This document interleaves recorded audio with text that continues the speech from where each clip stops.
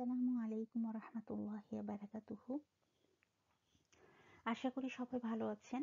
আজকে ইনশাল্লাহ আমরা আমাদের আলোচনা বারজাখ দ্য আদার সাইড এই সিরিজ থেকে এপিসোড 4 এবং 5 ইনশাল্লাহ আমরা আলোচনা করার চেষ্টা করব।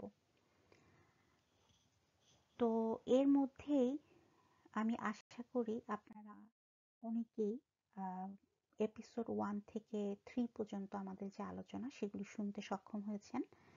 আজকে ইনশাল্লাহ আমরা এপিসোড 4 আলোচনা করব। চলেন শুরু করি। বিসমিল্লাহির রহমানির রহিম।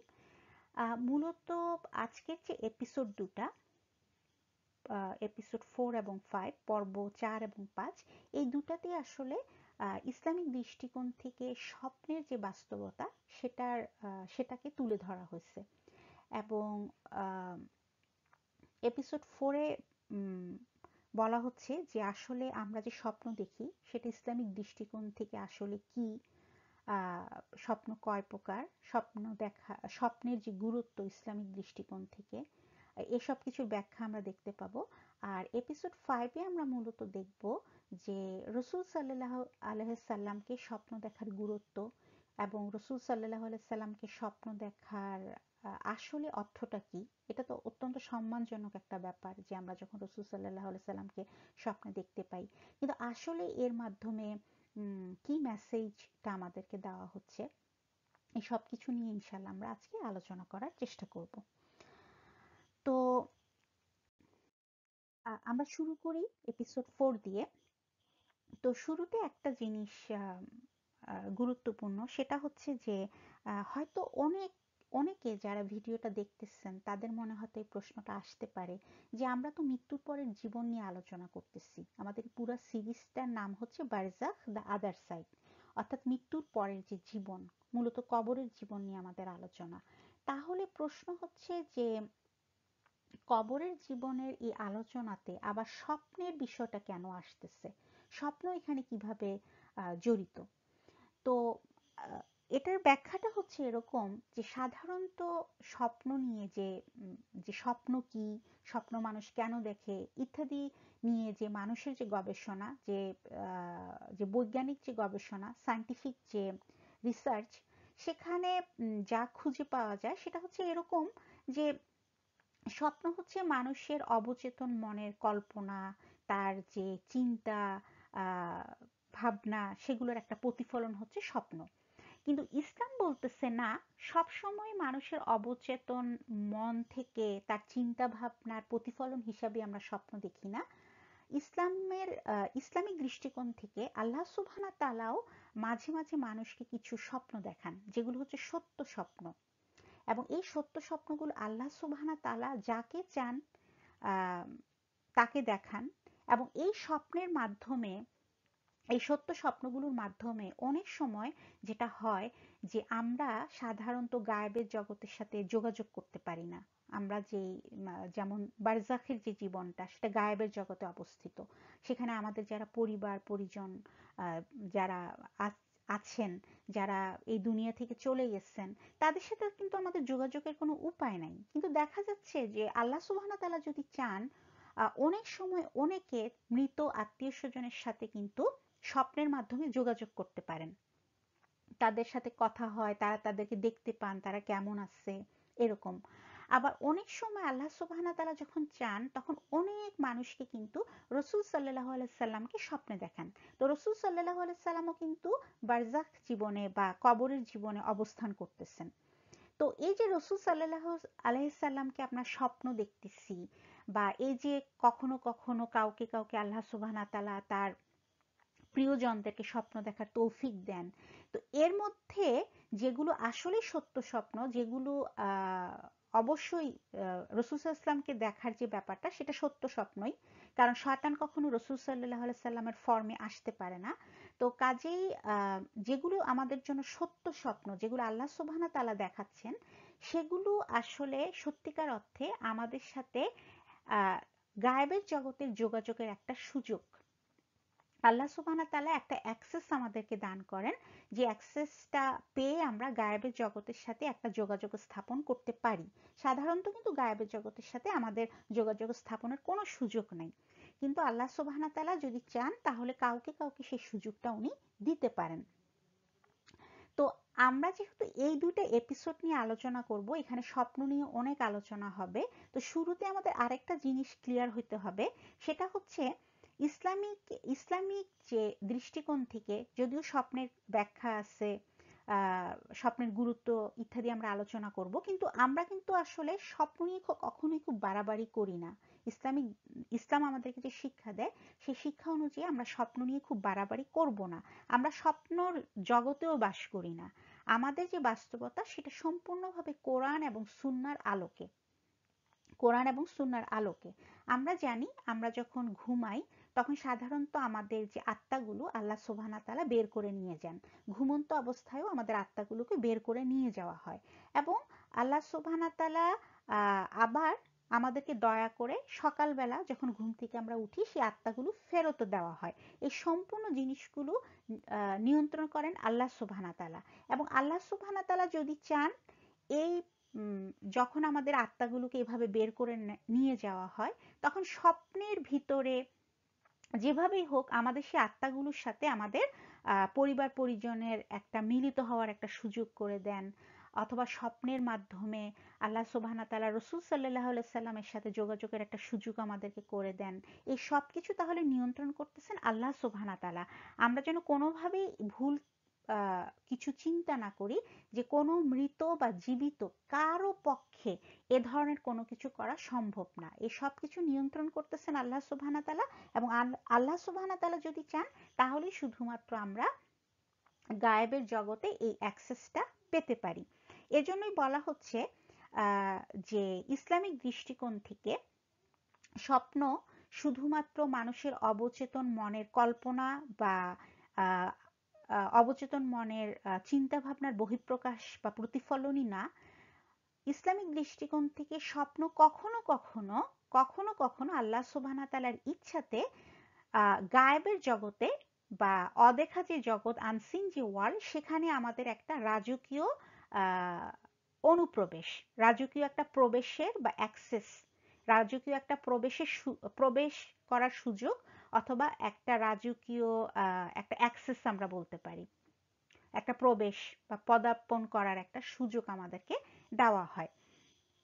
তো এছাড়াও ইসলামিক দৃষ্টিকোণ থেকে স্বপ্ন আরো কিরকম সেটা আমরা একটু পরে আলোচনা করব। এখন আমরা যে জিনিসটা আলোচনা করব সেটা হচ্ছে যে আমরা জানলাম যে আমরা যখন ঘুমায় থাকি তখন আমাদের আত্মাগুলোকে আমাদের শরীর থেকে বের করে নিয়ে যাওয়া হয়। কিন্তু তাহলে এই যে আমরা ঘুমন্ত অবস্থায় আমাদের আত্মা যেভাবে বের করে নিয়ে যাওয়া হয় সেটা কি এক্স্যাক্টলি কেউ যখন মারা যেতে থাকে তার আত্মাকে যেভাবে বের করা হয় একইভাবে কি জিনিসটা ঘটে? এখন ইবনুল কাইয়ুম রাহিমাহুল্লাহ ওনার যে বই কিতাবুর রূহ যে বইটা, সেই বই এর ব্যাখ্যা দিচ্ছেন। আমরা জানি এই পুরা যে বারজাখ দ্য আদার সাইড যে সিরিজটা, সেই সিরিজটা রচনা করা হয়েছে ইবনুল কাইয়ুম রাহিমাহুল্লাহ ওনার কিতাবুর রূহ যে বইটা সেই বইটার অবলম্বনে। এখন উনি বলতেছেন, এই বইয়ে উনি বলতেছেন যে যখন কেউ মারা যায়, যখন তার রুহটাকে একবারে দুনিয়া থেকে নিয়ে যাওয়া হচ্ছে, তখন সেই রুহটাকে বা আত্মাটাকে মুখ দিয়ে বের করা হয় এবং মানুষের যে চোখ, যে মারা যাবে সে কিন্তু দেখতে পায় যে তার মুখ দিয়ে তার আত্মাটাকে বের করে নেওয়া হচ্ছে, তার প্রাণটাকে বের করে নেওয়া হচ্ছে, সে সেটা দেখতে পায়। এজন্যই সাধারণত আমরা দেখি যে আমাদের মুখটা একটু খোলা থাকে, যারা মারা যায় তাদের মুখটা খোলা থাকে এবং চোখগুলো উপরের দিকে তাকায় থাকে, এরকম একটা অবস্থা আমরা দেখতে পাই যখন কেউ মারা যান। এবং এই এই উনি আরো বলতেছেন কিন্তু যখন আমরা সাধারণত ঘুমায় থাকি, একজন ঘুমন্ত একজন ব্যক্তির ক্ষেত্রে কিন্তু এমনটা আসলে ঘটে না। ঘুমন্ত ব্যক্তির ক্ষেত্রে আল্লাহ সুবহানাহু ওয়া তাআলা যখন তাদের প্রাণটা বের করে নিয়ে যান, তখন যদিও তার প্রাণটা বের করে নেওয়া হয় কিন্তু তার প্রাণটা বা তার আত্মাটার সাথে তার শরীরটা একটা সুতার মতো কিছু একটা দিয়ে যুক্ত থাকে, একটা সুতার মতো একটা কিছু দিয়ে যুক্ত থাকে। এটা কিভাবে ঘটে সেটা আল্লাহ পাকই জানেন, এটা তো কেউ কখনো সচক্ষে দেখে নাই। কিন্তু আমাদের আমাদের আমাদের আলেম সমাজ, আমাদের স্কলাররা যেভাবে আমাদেরকে বলছেন আমরা সেভাবেই সেটাকে সেটাকেই আমরা বলার চেষ্টা করব, সেভাবেই আমরা বুঝার চেষ্টা করব। আমরা খুব বাড়াবাড়ি কিছু করার এখানে নাই, বাড়াবাড়ি ভাবে আমাদের বুঝতে হবে না। এটা আল্লাহ পাকই ভালো জানেন যে কিভাবে উনি আমাদের শরীরের সাথে আত্মাটাকে যুক্ত রাখেন। এবং আমাদের যে আত্মাটা বের হয়ে যায়, আমাদের রুহটা যখন বের হয়ে যায়, সেটা কিন্তু আমাদের মুখ দিয়ে তখন আর বের হয় না, সেটা বের হয় নাক দিয়ে। নাক দিয়ে সেটা পার্শিয়ালি বের হয়ে যায়। তো এটাই ইবনুল কাইয়ুম রাহিমাহুল্লাহ ওনার বইয়ে যেভাবে ঘুমন্ত একজন ব্যক্তির আত্মা কিভাবে বের হয় আর একজন মৃত ব্যক্তির আত্মা কিভাবে বের হয়, এই দুটার মধ্যে যে সুস্পষ্ট যে পার্থক্যটা উনি তুলে ধরার চেষ্টা করছেন। এখন আল্লাহ সুবহানাহু ওয়া তাআলা পবিত্র কোরআনে কিন্তু বলে দিচ্ছেন যে তিনি ঘুমন্ত অবস্থায় আমাদের আত্মা বের করে নিয়ে যান। এবং এটা আমরা পবিত্র কোরআনে সূরা আজ-জুমারে পাবো, আয়াত নাম্বার হচ্ছে 42। ঠিক আছে? এবং এই আয়াতে আল্লাহ পাক বলতেছেন যে আল্লাহ সুবহানাহু ওয়া তাআলা এই সিদ্ধান্তটা গ্রহণ করেন যে কার আত্মা উনি ফিরাই দিবেন আর কার আত্মা উনি ফিরাই দিবেন না। তো আল্লাহ পাকের অশেষ দয়া যে প্রত্যেক দিন আমরা যখন ঘুমাচ্ছি, সেই ঘুমানোর পরে আল্লাহ সুবহানাহু ওয়া তাআলা সকালবেলা আমাদের আত্মাটাকে আবার ফিরাই দিচ্ছেন, তাই না? প্রতিদিন আমাদেরকে আত্মাটা ফিরাই দেওয়া হচ্ছে। কেউ হয়তো 50 বছর এই পৃথিবীতে বেঁচে থাকবে, তাহলে এই 50 বছরের প্রত্যেকটা দিন সে রাতে যখন ঘুমাচ্ছে তার আত্মাটা কিন্তু ঠিকই বের হয়ে যাচ্ছে, কিন্তু আল্লাহ পাকের দয়াতে সেটা প্রতিদিন সকালে আবার আমাদেরকে ফেরত দেওয়া হচ্ছে। এবং কেন ফেরত দেওয়া হচ্ছে? কারণ হচ্ছে আল্লাহ পাক চান যে প্রত্যেকটা দিনই আমাদের জন্য একটা নতুন করে সুযোগ। আমরা প্রত্যেকদিন ঘুমাবো, ঘুমানোর আগে যে আমলগুলি আল্লাহ রসুল সাল্লাল্লাহু আলাইহি সাল্লাম আমাদেরকে করতে বলছেন বা নিজে করে দেখাইছেন, সেই আমলগুলো করে আমরা মাফ চেয়ে আমরা অজু করব, রসুল সাল্লাল্লাহু আলাইহি সাল্লাম যে আমলগুলো করছেন সেই আমলগুলো করব। তারপরে ইনশাআল্লাহ আমরা আল্লাহর কাছে মাফ চেয়ে আমরা ঘুম যাব। এই ঘুমন্ত অবস্থায় আমাদের আত্মাগুলো বের হয়ে যাবে এবং তারপরের দিন সকালবেলা আত্মাটা যখন আমাদের কাছে ফিরে আসবে, সেটা কিন্তু আল্লাহ পাকের পক্ষ থেকে আমাদেরকে একটা নতুন করে একটা সুযোগ দেওয়া, যে আমরা নতুন একটা দিন নতুন ভাবে যেন আবার শুরু করতে পারি, আল্লাহর কাছে তওবা করে যেন আমরা ফিরে আসতে পারি। এভাবে প্রতিটা বান্দাকে কিন্তু আল্লাহ সুযোগ দিচ্ছেন, যেন প্রত্যেকটা বান্দা যেন নতুন করে আবার তার জীবনটা শুরু করতে পারে, তওবা করে আল্লাহ সন্তুষ্টি অর্জনের দিকে সে আগাইতে পারে, এই সুযোগটা করে দিচ্ছেন। এবং আল্লাহ সুবহানাহু ওয়া তাআলা কোরআনে বলতেছেন যে এই যে প্রত্যেকদিন আমরা প্রাণটাকে ফেরত পাচ্ছি, এটা একটা নিদর্শন আল্লাহর, যে আল্লাহ কিভাবে প্রত্যেকদিন যে প্রাণটাকে বের করে নিয়ে যান, সকালবেলা আবার সেই প্রাণটাকে ফেরত দেন। এটা শুধু আল্লাহর দয়া শুধু না, এটার মাধ্যমে আল্লাহ সুবহানাহু ওয়া তাআলার যে ক্ষমতা, তার যে আল্লাহ সুবহানাহু ওয়া তাআলার ক্ষমতা এবং তিনি যে আমাদের স্রষ্টা, তিনি যে সবকিছু করতে সক্ষম, এই সবকিছুর কিন্তু প্রমাণ পাওয়া যায়। এজন্য উনি বলতেছেন এটা একটা নিদর্শন আমাদের জন্য, যারা কিনা চিন্তা করে আল্লাহ সুবহানাহু ওয়া তাআলা সম্পর্কে, তাদের জন্য এটা একটা নিদর্শন আল্লাহ সুবহানাহু ওয়া তাআলা বলতেছেন। আর রসুল সাল্লাল্লাহু আলাইহি সাল্লাম আমাদেরকে বলছেন, রসুল সাল্লাল্লাহু আলাইহি সাল্লাম আমাদেরকে বলছেন যেন আমরা প্রত্যেকদিন সকালে উঠে ঘুম থেকে উঠে কি করি, দোয়া পড়ে আল্লাহর কাছে শুকরিয়া আদায় করি। এই যে আমরা আবার ঘুম থেকে উঠতে পারলাম, আল্লাহ আমাদেরকে প্রাণটা ফেরত দিচ্ছেন, এটার জন্য যেন আমরা শুকরিয়া আদায় করি। তিনি আমাদেরকে দোয়া শিখাই দিচ্ছেন, আমরা যেন পড়ি আলহামদুলিল্লাহিল্লাযী আহইয়ানা বা'দা মা আমাতানা ওয়া ইলাইহিন নুশুর। উনি আমাদেরকে এই দোয়াটা শিখাই দিচ্ছেন। তো ইনশাআল্লাহ আমরা এই দোয়াটা পড়বো। যদি ভুলেও যাই, এমন যদি হয় যে ঘুম থেকে উঠে সাথে সাথে মনে পড়ে নাই, কোনো সমস্যা নাই, যখনই মনে পড়বে পড়ে নিব। আর যদি আমাদের শিখাই না থাকে, কোনো সমস্যা নাই, ইনশাআল্লাহ আমরা শিখে এখন থেকে নিয়মিত পড়ার চেষ্টা করব ইনশাআল্লাহ। এখন আমরা দেখি যে কিছুক্ষণ আগে আমি বললাম যে ইসলামের দৃষ্টিতে স্বপ্নের বিষয়ে জানা কেন গুরুত্বপূর্ণ, সেটা নিয়ে আমরা আসলে আর একটু ডিটেল আলোচনা করব। তো ইনশাআল্লাহ আমরা এখন একটু আলোচনা করি। সেটা হচ্ছে যে আসলে ইসলামিক দৃষ্টিকোণ থেকে আহ, স্বপ্নটা হচ্ছে আমাদের আসলে অন্তরের একটা প্রতিফলন, তাই না? এটা কিন্তু আহ, যারা অমুসলিম বা অথবা আহ, এমনি যে সায়েন্টিফিক যে রিসার্চ, সেটাতেও দেখা গেছে যে মানুষের অবচেতন মনের চিন্তা ভাবনাগুলোর ফসল হচ্ছে স্বপ্ন, তাই না? কিন্তু ইসলাম বলতেছে যে সাধারণত যে সত্য যে স্বপ্নগুলো, সেই স্বপ্নগুলো তো আসলে সবাই দেখতে পায় না, তাই না? সবাই তো আর সত্য স্বপ্ন আল্লাহর পক্ষ থেকে যে স্বপ্নগুলো সেগুলো দেখতে পাবে না, কারা দেখতে পাবে? তো সাধারণত যারা অনেক ধার্মিক, যাদের অন্তরগুলো অনেক পরিচ্ছন্ন, যারা সত্যবাদী, তারাই কিন্তু এই ধরনের সত্য যে স্বপ্নগুলো সেগুলো দেখতে পায়। এবং রসুল সাল্লাল্লাহু আলাইহি সাল্লাম সাধারণত যেটা করতেন, উনি ফজরের নামাজের পরে উনি যখন মজলিসে বসতেন, তখন উনি আহ সাহাবাদেরকে প্রশ্ন করতেন যে তারা গত রাতে কি স্বপ্ন দেখছে। এবং সাহাবাদের মধ্যে যারা সাধারণত বেশ ধার্মিক ছিল, তারা তো সবাই ধার্মিক ছিল, কিন্তু ধার্মিকতার দিক থেকেও যারা অনেক বেশি আগায় ছিল, তাদের স্বপ্নগুলো উনি খুব মনোযোগ দিয়ে শুনতেন। কারণ আহ, কারণ হচ্ছে যে সত্য স্বপ্নগুলো আল্লাহর পক্ষ থেকে আহ, আসে তখনই যখন আমাদের অন্তরগুলো অনেক পরিচ্ছন্ন থাকে, পবিত্র থাকে, এবং যখন আমরা অনেক ধার্মিক হই, সত্যবাদী হই। এটা হচ্ছে একটা কোয়ালিটি যে কারা সত্য স্বপ্নগুলো দেখবে। তো একবার যেটা হলো যে একজন মহিলা সাহাবিয়া, যাকে বলা হয় সাহাবিয়া, মহিলা সাহাবাদেরকে বলা হয় সাহাবিয়া। তো এরকম একজন সাহাবিয়া এসে রসুল সাল্লাহ সাল্লামকে বললেন যে উনি গত রাতে স্বপ্ন দেখছেন যে কয়েকজন সাহাবাকে উনি স্বপ্ন দেখছেন। তো সে সময়ে সিরার এই সময়টা কিন্তু খুবই গুরুত্বপূর্ণ, যে সে সময় একটা যুদ্ধ চলতেছিল, এটা মদিনা জীবনের ঘটনা। তো সে সময় একটা যুদ্ধ চলতেছিল। তো ওই সাহাবিয়া স্বপ্ন দেখলেন যে ওই যুদ্ধে 12 জন সাহাবা, তিনি একদম নাম ধরে ধরে 12 জনের নাম বললেন, এই 12 জনের সবাই ওই যুদ্ধে শহীদ হয়ে গেছে। তিনি যাদেরকে স্বপ্ন দেখছেন, উনি বললেন যে আমি দেখছি অমুক অমুক অমুক, এরা সবাই শহীদ হয়ে গেছে। শুধু শহীদ হয়ে গেছে তা না, উনি আরো স্বপ্ন দেখলেন যে ওরা শহীদ হওয়ার পরে আল্লাহ সুবহানাহু ওয়া তাআলা তাদেরকে এত মর্যাদা দান করলেন যে তারা সবাই বারজাখ জীবনে প্রবেশ করলো, তারা কবরের জীবনে প্রবেশ করলো। এবং সেখানে আল্লাহ সুবহানাহু ওয়া তাআলা তাদের জন্য রাজকীয় ভোজের আয়োজন করলো। এবং সেই যে ভোজ যে অনুষ্ঠিত হলো, সেখানে ওই মহিলা সাহাবিয়া উনি উপস্থিত ছিলেন এবং উনিও তাদের সাথে ভোজে অংশগ্রহণ করেন।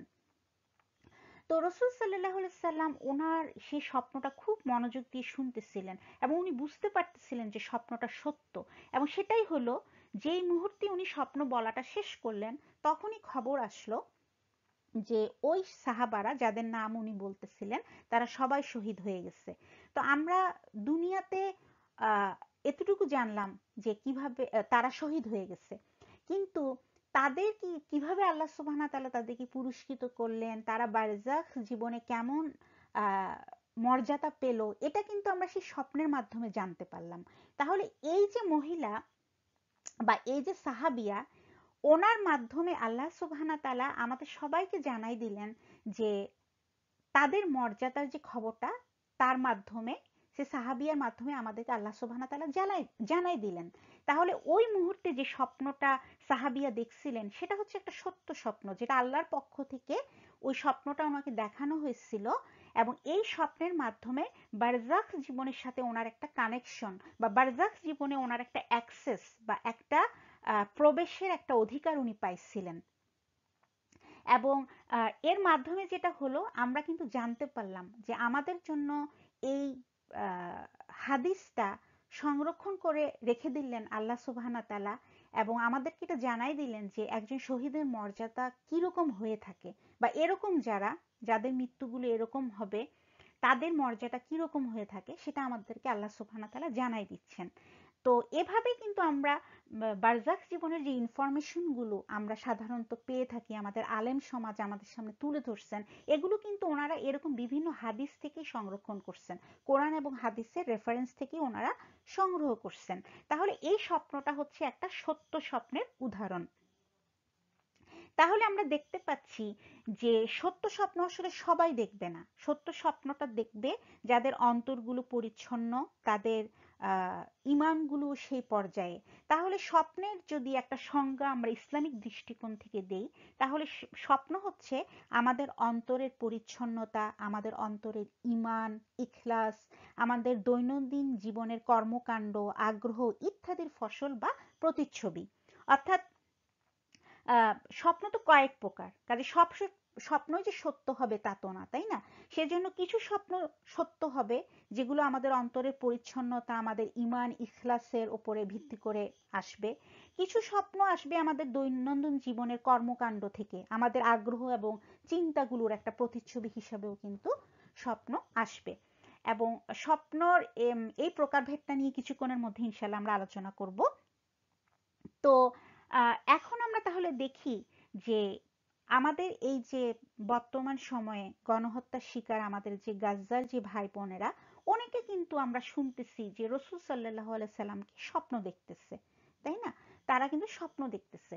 এখন তাদের এই যে কঠিন সময়টাতে আল্লাহ পাক তাদেরকে রাসূল সাল্লাল্লাহু আলাইহি সাল্লামকে স্বপ্ন দেখাচ্ছেন, এটা তো একটা সত্য স্বপ্ন, তাই না?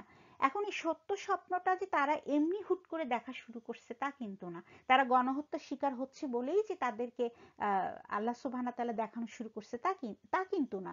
তাদের মধ্যে সবাই যে আল্লাহ রসুলকে স্বপ্ন দেখতেছেন তা কিন্তু না।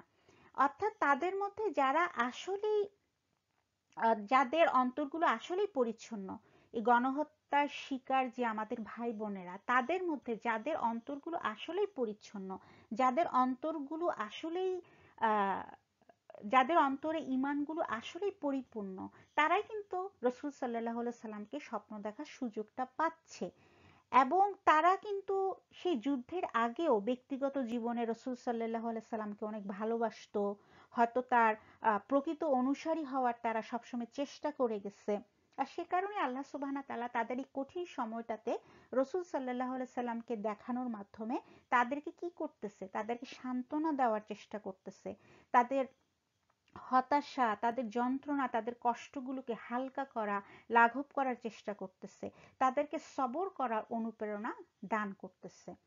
কাজেই এই স্বপ্নগুলোর একটা অনেক বড় আহ, এই স্বপ্নগুলো আসলে অনেক গুরুত্ব বহন করে, এবং এই স্বপ্নগুলো যারা দেখতেছে তাদের মর্যাদাও কিন্তু আসলে অনেক বেশি। তো এটা ছিল আমাদের ইসলামিক দৃষ্টিকোণ থেকে স্বপ্নের বিষয়ে জানা কেন গুরুত্বপূর্ণ সেটা বলার চেষ্টা। এরপরে আমরা দেখি যে রাসূল সাল্লাল্লাহু আলাইহি সাল্লাম আমাদেরকে বলছেন যে স্বপ্ন কত প্রকার, ঠিক আছে? তো রাসূল সাল্লাল্লাহু আলাইহি সাল্লাম আমাদেরকে বলছেন, হাদিসে যেটা আসছে, পুরো হাদিসটা আমরা কিছুক্ষণের মধ্যে ইনশাআল্লাহ দেখব। তো হাদিসে বলা হচ্ছে যে স্বপ্ন হচ্ছে ৩ প্রকার। এর মধ্যে প্রথম যে প্রকারটা, যেটাকে বলা হচ্ছে ট্রু ড্রিমস বা সত্য একদম স্বপ্ন, আর আরবিতে এটাকে বলা হয় রুইয়া সালিহা, ঠিক আছে? রুইয়া সালিহা। এখন এই সত্য যে স্বপ্ন বা যেটাকে ট্রু ভিশন, যেটা আল্লাহ সুবহানাহু ওয়া তাআলার পক্ষ থেকে, এটা আসলে কিছুক্ষণ আগে আমরা বললাম যে এই স্বপ্নগুলো কারা দেখবে, যাদের অন্তরগুলো আসলেই খুব পরিচ্ছন্ন, তারা সত্যবাদী, তাদের অন্তরে ইমানের আসলে ইমানের যে লেভেল সেটা অনেক আসলে উপরে, সাধারণ মানুষের থেকে অনেক উপরে, তারাই সাধারণত স্বপ্নগুলো দেখবে। এবং এই স্বপ্নগুলো সাধারণত আসলে আম, সত্য হওয়ার সম্ভাবনা আছে, সত্য হবে স্বপ্নগুলো। এবং সেই সাথে এই স্বপ্নগুলো আবার বিভিন্ন কারণে দেখানো হয়ে থাকে। যে যেমন ধরা যাক যে কোনো কোনো ক্ষেত্রে আল্লাহ সুবহানাহু ওয়া তাআলা এই ধরনের সত্য স্বপ্ন দেখায় থাকেন তার বান্দাকে, তার প্রিয় বান্দাদেরকে, তাদেরকে সতর্ক করার জন্য, আগে থেকেই তাদেরকে বলে দেওয়া যে তোমাদের জন্য একটা কঠিন সময় আসতেছে। যেমন আমরা জানি যে গাজার অনেক ভাই বোনেরা যুদ্ধের আগে থেকেই কিন্তু স্বপ্ন দেখতেছিল, বিভিন্ন রকম স্বপ্ন দেখতেছিল। এরকম একটা স্বপ্নের কথা আমরা পরবর্তী এপিসোডে ইনশাল্লাহ শুনবো। এছাড়াও আমরা বর্তমান সময় দেখতেছি অনেক আহত ভাই বোনেরা যারা তাদের পরিবারের সবাইকে হারাইছে, আবার নিজেরাও অনেক আহত। এরকম অবস্থাতেও তারা রাসূল সাল্লাল্লাহু আলাইহি সাল্লামকে স্বপ্ন দেখতেছে। তো এই স্বপ্নগুলো হচ্ছে তাদেরকে কমফোর্ট দেওয়ার জন্য। তাহলে কাউকে কাউকে আল্লাহ সুবহানাহু ওয়া তাআলা সত্য স্বপ্ন দেখাচ্ছেন সতর্ক করার জন্য, সচেতন করার জন্য। আবার কাউকে কাউকে হয়তো আল্লাহ সুবহানাহু ওয়া তাআলা সত্য স্বপ্নগুলো দেখান সান্ত্বনা দেওয়ার জন্য, সবরের অনুপ্রেরণা দান করার জন্য, তাদের কষ্টগুলো লাঘব করার জন্য। আবার কখনো কখনো সত্য স্বপ্নগুলো আসে যে আহ বারজাখ জীবনের প্রতিচ্ছবি বা আখেরাতের একটা প্রতিচ্ছবি তুলে ধরা হয় তাদের সামনে। যেমন আমরা যে কিছুক্ষণ আগে আমাদের সাহাবিয়া ওনার স্বপ্নটা শুনলাম, যেখানে উনি দেখছেন যে অমুক অমুক সাহাবারা শহীদ হয়ে গেছে এবং তাদেরকে বারজাখ জীবনে আল্লাহ সুবহানাহু ওয়া তাআলা কি মর্যাদা দান করছেন। এই স্বপ্নটা কিন্তু ওনাকে আসলে আখেরাতের একটা দৃশ্য ওনার সামনে তুলে ধরা হয়েছে। আখেরাতে ওনাদের যে রিওয়ার্ড গুলো সেগুলো ওনার সামনে তুলে ধরা হয়েছিল। তাহলে এভাবে বিভিন্ন কারণে সত্য স্বপ্নগুলো আল্লাহ সুবহানাহু ওয়া তাআলা তার প্রিয় বান্দাদেরকে দেখায় থাকেন। এরপরে আসতেছে যে যে স্বপ্নগুলো শয়তানের কাছ থেকে আসে। তো শয়তান সাধারণত আমাদেরকে সবসময় ওয়াসওয়াসা দিতে থাকে, তাই না? সেই ওয়াসওয়াসা হিসাবেও কিছু স্বপ্ন কিন্তু আমরা দেখে থাকি। এটা নিয়ে আরেকটু আলোচনা আমরা পরবর্তীতে করব ইনশাআল্লাহ। এর পরে তৃতীয় প্রকারের যে স্বপ্ন, যে স্বপ্নটা আসলে সবচেয়ে কমন, আমরা বেশিরভাগ মানুষই স্বপ্ন বলতে যা বুঝি বা বিভিন্ন বৈজ্ঞানিক গবেষণায় যে স্বপ্নর যে ব্যাখ্যা দেওয়া হয়, যে প্রকারের যে স্বপ্নকে আসলে যা বলা হয় সেটা হচ্ছে এই তৃতীয় প্রকারের এই স্বপ্নটাকেই আসলে বৈজ্ঞানিক গবেষণায় পাওয়া গেছে। আর যেটাকে বলা হচ্ছে যে আমাদের মনের যত চিন্তা কল্পনা, আমাদের যত আকাঙ্ক্ষা, আমাদের সারা দিনের যত হয়তো আমরা যেটা নিয়ে চিন্তা করতেছি, স্ট্রেস ফিল করতেছি, টেনশন করতেছি, ইত্যাদি ইত্যাদি, আমাদের সারা দিনের সমস্ত চিন্তা ভাবনাগুলোর একটা রিসাইকেল হয়ে যেটা আসে সেটাই হচ্ছে এই তৃতীয় প্রকারের স্বপ্নগুলোকেই বলা হচ্ছে যে এরাই হচ্ছে সেই স্বপ্ন যেগুলো কিনা আমাদের মনের সমস্ত চিন্তা ভাবনাগুলোর প্রতিচ্ছবি বা প্রতিফলন। এবং আরবিতে এই ধরনের স্বপ্নকে বলা হয় হাদিসুন নাফস, অর্থাৎ নাফসের যে বিভিন্ন রকমের চিন্তা ভাবনাগুলো বা আমাদের যে আকাঙ্ক্ষাগুলো ইত্যাদি ইত্যাদি সবকিছু রিসাইকেল হয়ে যেগুলো আসে সেগুলোই হচ্ছে হাদিসুন নাফস। ঠিক আছে? তাহলে আমরা এই 3 প্রকারের স্বপ্ন পেলাম, যেগুলো সত্য স্বপ্ন, শয়তানের পক্ষ থেকে আগত স্বপ্ন, আর তৃতীয় প্রকারের স্বপ্ন হচ্ছে আমাদের অন্তরের চিন্তা ভাবনার প্রতিফলন। এখন আমরা এই যে আমরা বললাম যে স্বপ্ন এত প্রকার, এগুলো কোথা থেকে আসলে আমাদের মনীষীরা পেলেন? আমাদের মুসলিম মনীষীরা এগুলো সবকিছু কিন্তু হাদিস থেকেই বলতেছেন, তাই না? তো মুসলিমের যে হাদিসটার মধ্যে এই স্বপ্ন সম্পর্কে আমরা বেশ অনেকগুলো ইনফরমেশন পাই। সেই হাদিসটাতে রাসূল সাল্লাল্লাহু আলাইহি সাল্লাম আসলে আমাদেরকে বেশ কিছু গুরুত্বপূর্ণ কথা বলছেন স্বপ্ন সম্পর্কে। যেমন প্রথমেই উনি বলতেছেন যে সাধারণত সত্য স্বপ্নগুলো কখন বেশি দেখা হবে। তো উনি বলতেছেন যে কিয়ামত যত ঘনায় আসতে থাকবে, কিয়ামত যতই ঘনায় আসতে থাকবে ততই কি হবে, চারপাশে মিথ্যা সয়লাব হয়ে যাবে, তাই না? মিথ্যা আমরা এখনই দেখতে পাই যে আমরা যখন একটা নিউজ দেখা শুরু করি, টিভিতে আমরা দেখি বা বিভিন্ন চ্যানেলে দেখি বা যেখানেই দেখি, আমরা দেখবো যে যত না সত্য তার থেকে বেশি তত বেশি আসলে অতিরঞ্জন করে প্রত্যেকটা জিনিসকে পরিবেশন করা হয়। মানে সত্যের পরিমাণটা খুব কমে যাচ্ছে দিন দিন, মিথ্যা এবং অতিরঞ্জন খবরে কিন্তু চারপাশটা সয়লাব হয়ে যাচ্ছে। তো কিয়ামতের আগে এগুলো মানে এ ধরনের ব্যাপারগুলো আরো বাড়তে থাকবে। এবং তখন কোনো একজন ব্যক্তি যারা কিনা সত্যিকার অর্থে মুসলিম, যারা কিনা এই কঠিন সময়গুলোতে নিজেদের ইমানকে ধরে রাখতে পারবে, যারা কিনা সত্যবাদী, তাদের অন্তরগুলো পরিচ্ছন্ন, তারা কিন্তু সত্য স্বপ্নগুলো দেখবে এবং সেই মিথ্যার যে সময়টা, মানে মিথ্যার যে সময়টা, চারিদিকে মিথ্যার যে ছড়াছড়ি, সেই সময়ে যারা সত্যিকার অর্থে খাঁটি মুসলিম তাদের স্বপ্নগুলো মিথ্যা আর হবে না। তাদের স্বপ্নগুলো আসলে আহ, তাদের স্বপ্নগুলো আসলে সত্য স্বপ্ন হবে।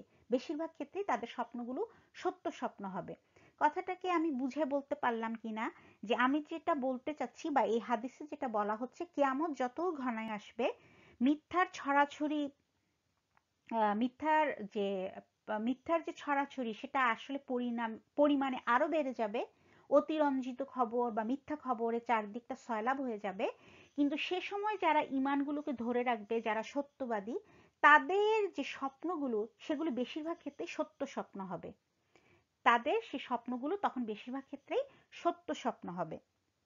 এটা উনি বলতে চাচ্ছেন এই স্বপ্নে, এই হাদিসে এটাই রাসূল সাল্লাল্লাহু আলাইহি ওয়াসাল্লাম আমাদেরকে তুলে ধরছেন যে এটা একটা সাইন যে কিয়ামত ঘনায় আসতেছে। তখন হয়তো গুটি কতক মানুষই সত্যের ওপরে মানে অবিচল থাকতে পারবে, আর তারা যে স্বপ্নগুলো দেখবে তাদের স্বপ্নগুলো মিথ্যা বা ভ্রান্ত হবে না, তাদের স্বপ্নগুলো তখন সঠিক হওয়ার সম্ভাবনা অনেক বেশি হবে। এবং উনি বলতেছেন যে একটা সত্যিকার যে মুসলিম, তার যে স্বপ্ন, সেই স্বপ্নটা যখন সত্য স্বপ্ন, আল্লাহর পক্ষ থেকে যে স্বপ্ন, সেটা নবুয়তের ৪৫ ভাগের ১ ভাগ। সেটাকে বলা হচ্ছে নবুয়তের ৪৫ ভাগের ১ ভাগ। অর্থাৎ এটা খুবই মর্যাদাপূর্ণ তাহলে একটা ব্যাপার আমরা বুঝতে পারতেছি। তবে এই নবুয়তের ৪৫ ভাগের ১ ভাগ নিয়ে কিন্তু অনেক ব্যাখ্যা আছে। তো সেই ব্যাখ্যাগুলো এখানে আর আলোচনা করতেছি না। তবে এটা আমরা বুঝতে পারতেছি এটা খুবই মর্যাদাপূর্ণ একটা ব্যাপার, সত্য স্বপ্নগুলো। এরপরে যেটা আমরা এখন আলোচনা করলাম যে স্বপ্ন ৩ প্রকার। এখানে স্বপ্ন ৩ প্রকার, এটা আমরা আগের স্লাইডে আসলে আলোচনা করছি যে অবশ্যই ভালো স্বপ্নগুলো আল্লাহ পাকের পক্ষ থেকে, আর যে স্বপ্নগুলো শয়তানের পক্ষ থেকে সেগুলো আসলে আমাদেরকে ভীত করবে। এবং এবং খারাপ স্বপ্নগুলো যেগুলো আসলে শয়তানের থেকে আসে সেগুলো নিয়ে আমরা আরেকটু আলোচনা করব আমরা পরের স্লাইডেই ইনশাআল্লাহ। আর থার্ড টাইপ যে স্বপ্ন, যেটা আমরা কিছুক্ষণ আগেই আলোচনা করলাম, যেটা আমাদের নফসের থেকে আসে, আমাদের নফসের বিভিন্ন প্ররোচনা, নফসের বিভিন্ন চাওয়া পাওয়া, আমাদের বিভিন্ন স্ট্রেস ইত্যাদি, আমাদের মনের সমস্ত অবচেতন মনের সমস্ত কিছুর প্রতিফলন হচ্ছে তৃতীয় ক্যাটাগরির স্বপ্নগুলো। এরপরে রাসূল সাল্লাল্লাহু আলাইহি সাল্লাম এই হাদিসে আমাদেরকে যে বিষয়টা বলছেন, যেটা আমাদের জন্য খুবই গুরুত্বপূর্ণ, যে আমি একদম শুরুতেই বলছি যে আমরা স্বপ্ন দেখব, কিন্তু স্বপ্ন নিয়ে আমরা খুব বাড়াবাড়ি করব না। আল্লাহ রসুল আমাদেরকে এই হাদিসে বলতেছেন, যদি কখনো তোমরা এমন কোনো স্বপ্ন দেখো যেটা তোমরা পছন্দ করতেছো না, তখন এটাকে মানে এটার ইন্টারপ্রিটেশন খোঁজার জন্য তোমরা খুব ব্যস্ত হয়ে যেও না। আমরা নর্মালি কি করি, একটা স্বপ্ন দেখলাম, স্বপ্নটা হয়তো আমার ভালো লাগে নাই, আমি খুব ভয় টয় পেয়ে আমি একে জিজ্ঞাসা করতেছি, ওকে জিজ্ঞাসা করতেছি। হ্যাঁ, তো এই কাজটা করতে আমাদেরকে রাসূল সাল্লাল্লাহু আলাইহি সাল্লাম মানা করতেছেন। বরং উনি বলতেছেন তোমরা যেটা করবা, তোমরা তখন দাঁড়ায় গিয়ে নামাজ পড়ো, সালাত আদায় করো, এবং এ সম্পর্কে আর কাউকে কিছু বলো না। এটা কিন্তু মুসলিমের হাদিস, যে হাদিসের মধ্যে আমরা এই সমস্ত ইনফরমেশন গুলো পাইলাম। তো তাহলে এখন থেকে যদি আমরা কোনো স্বপ্ন দেখি যে স্বপ্নটা নিয়ে আমি একটু ভয় পাচ্ছি, তো আমরা জানলাম যে খারাপ স্বপ্নগুলো সাধারণত, যে স্বপ্নগুলো আমাদেরকে ভয় দেখায়, আমরা ভীত হয়ে পড়ি, সেগুলো শয়তানের কাছ থেকে আসে। আর এ ধরনের স্বপ্ন বা যে কোনো স্বপ্ন, আমি শিওর হইতে পারতেছি না এটা আসলে শয়তান থেকে বা যেটাই হোক, তো আমাদের বাড়াবাড়ি করার কিছু নাই। আমরা যেটা করব, আমরা স্ট্রেট দাঁড়ায় যাব, দাঁড়ায় গিয়ে আমরা 2 রাকাত সালাত আদায় করে ফেলবো, এবং আমরা এই ব্যাপারে আর কারোর সাথেই খুব বেশি আলোচনা করব না। যদি আলোচনা করার মতো কাউকে প্রয়োজনও হয়, তাহলে সেক্ষেত্রে একদম খুব আমরা জানি যে যারা আসলেই এই স্বপ্নের ব্যাপারে যথেষ্ট জ্ঞান রাখেন আমাদের আলেমদের মধ্যে, সেরকম আলেম পর্যায়ে কাউকে আমরা ইনশাল্লাহ জিজ্ঞেস করব। আদারওয়াইজ সব সাধারণ মানুষের সাথে বা যাকে তাকে আমরা স্বপ্নের ব্যাপারগুলো জিজ্ঞেস করে করে আমরা আমাদের স্বপ্নগুলোকে আসলে স্বপ্ন নিয়ে আমরা আসলে বাড়াবাড়ি করব না। আচ্ছা, এখন আমরা কিভাবে বুঝবো এই যে স্বপ্নটা আসলে আল্লাহর পক্ষ থেকে কিনা অথবা শয়তানের পক্ষ থেকে কিনা, এই ব্যাপারটা হয়তো আমরা এখন খুব চিন্তিত হয়ে পড়ছি, তাই না? তো এটাও বলে দিচ্ছে আমাদেরকে এই এপিসোডে যে সাধারণত স্বপ্নগুলো যদি আল্লাহর পক্ষ থেকে হয়, তাহলে সেই স্বপ্নগুলোর মধ্যে আসলে আমাদেরকে ভালো কাজ করতে বলা হবে, আমাদেরকে ভালো কাজের আদেশ দেওয়া হবে, এবং খারাপ থেকে আমাদেরকে দূরে থাকার জন্য বলা হবে। এবং সাধারণত আল্লাহর পক্ষ থেকে যে স্বপ্নগুলো আসে সেগুলো আমাদের ঈমানকে বৃদ্ধি করবে, আমাদের ঈমানকে বৃদ্ধি করবে। তারপরে সেই স্বপ্নগুলো আসলে সত্য হিসাবে বাস্তবায়িত হওয়ার একটা ব্যাপার, সত্য হিসাবে বাস্তবায়িত হওয়ার একটা সম্ভাবনা থাকবে। এবং কেউ যদি রাসূল সাল্লাল্লাহু আলাইহি সাল্লামকে স্বপ্ন দেখে, সেটা মহান আল্লাহর ইচ্ছাতে ঘটবে, এবং এটা একটা সেরা গিফট। যে দেখবে, যে দেখবে সেটা তার জন্য একটা অনেক বড় একটা গিফট। এবং আমাদেরকে তো, এবং এক্ষেত্রে আমরা শিওর কিভাবে হব যে সাধারণত রাসূল সাল্লাল্লাহু আলাইহি সাল্লামের যে ফর্ম বা আকৃতি সেটা শয়তান নিতে পারে না। কাজে কেউ যদি স্বপ্নে রসুল সাল্লাল্লাহু আলাইহি সাল্লামকে দেখছে, এটা যদি স্বপ্নে রসুল সাল্লাল্লাহু আলাইহি সাল্লাম তাকে বলে যে আমি তোমার রসুল, এবং সে যদি নিশ্চিত হয় যে হ্যাঁ এটা রসুল সাল্লাল্লাহু আলাইহি সাল্লাম আমি দেখছি, তাহলে এটা আল্লাহর পক্ষ থেকে সত্য স্বপ্ন এবং এটা তার জন্য অনেক বড় একটা গিফট। কারণ শয়তান কখনোই রসুল সাল্লাল্লাহু আলাইহি সাল্লামের আকৃতি ধারণ করতে পারে না। তো এইভাবে বিভিন্নভাবে আমরা সত্য যে স্বপ্নগুলো সেগুলো সম্পর্কে নিশ্চিত হতে পারবো। আর অপরদিকে শয়তান থেকে যে স্বপ্নগুলো আসবে, সেই স্বপ্নগুলো বেশিরভাগ ক্ষেত্রে কি করবে, আমাদেরকে ভীত করে ফেলবে, আমরা ভয় পাবো। স্বপ্নগুলো দেখার পরে আমরা খুবই ভীত হয়ে পড়ব।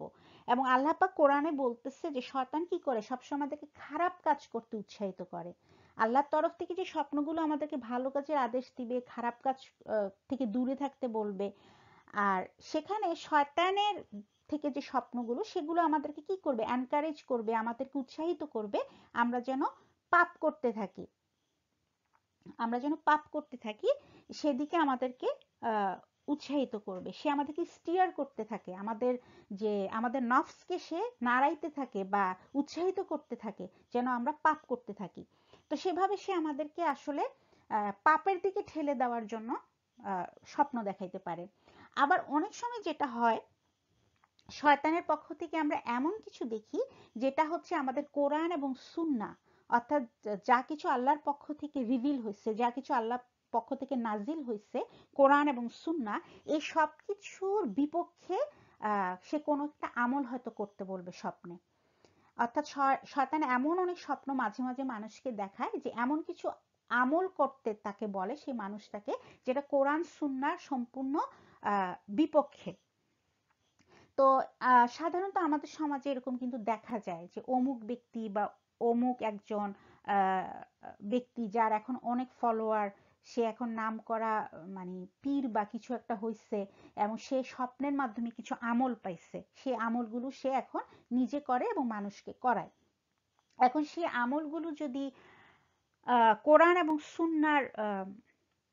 এবং সুন্নাতে খুঁজে পাওয়া যায় না এমন কোনো আমল হয়ে থাকে এবং তাদের বিপক্ষে বা বিরুদ্ধে যায়, এরকম কোনো আমল হয়ে থাকে, সেটা অবশ্যই শয়তানের পক্ষ থেকে।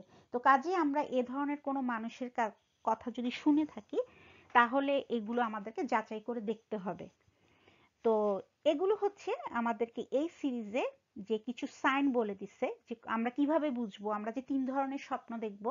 তো বেশিরভাগ স্বপ্নই কিন্তু আসলে আমাদের অবচেতন মনের চিন্তা ভাবনার ফসল, কাজে এটা নিয়ে আমাদেরকে এত টেনশন করার কিছু নাই।